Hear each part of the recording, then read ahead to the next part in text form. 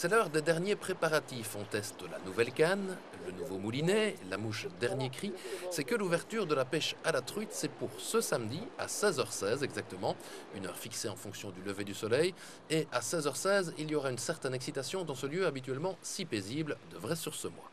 Je crois que tout pêcheur qui se respecte veut réussir son ouverture, veut être là.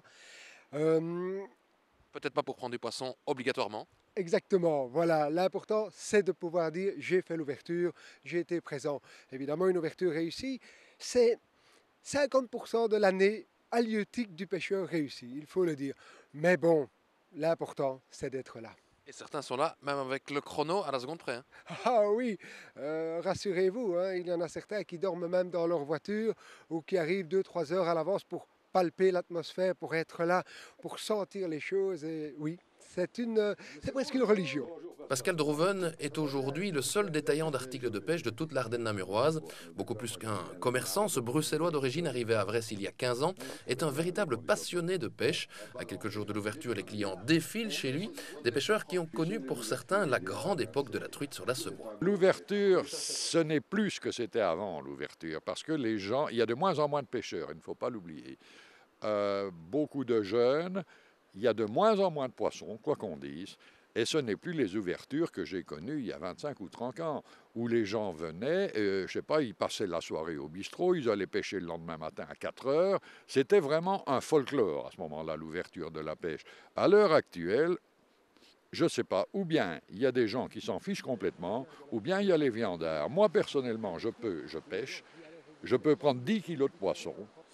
Eh bien, tous mes 10 kilos de poisson retournent à l'eau.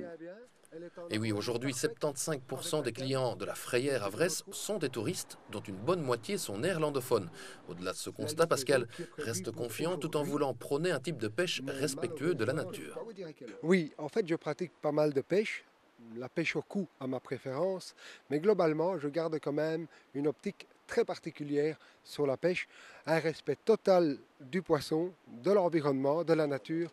Je crois que c'est ça, en fin de compte, la pêche sportive.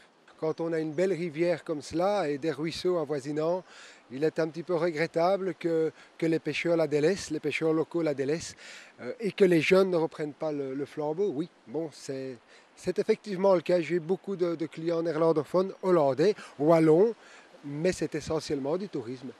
Et oui, la pêche n'attire manifestement plus les amateurs locaux qui ont un peu l'impression qu'on leur fait des nœuds dans les fils. La pêche, pour moi, c'est avant tout, c'est un plaisir. La pêche, c'est un sport. Il y a deux choses qui me répugnent. Vraiment, ce sont ce que j'appelle les viandards. Ce sont les gens qui pêchent au maximum et qui vont revendre leurs poissons alors que c'est strictement interdit, mais ils le font. Bon, ça c'est le premier des points. Le deuxième des points, qui est hyper énervant, vous avez vu les populations de canards qu'il y a ici sur l'Asmois. Alors imaginez-vous qu'un canard, un seul canard mange par jour entre 2 et 300 grammes de petits poissons. Je ne sais pas si vous avez vu les milliers de canards. Reste que Michel sera bel et bien au poste samedi matin. Quant à Pascal, il devra faire des choix, un vrai dilemme. Entre les deux, mon cœur balance, si je peux dire. Mais les activités professionnelles sont là pour me rappeler que je serai dans mon magasin à 6 heures.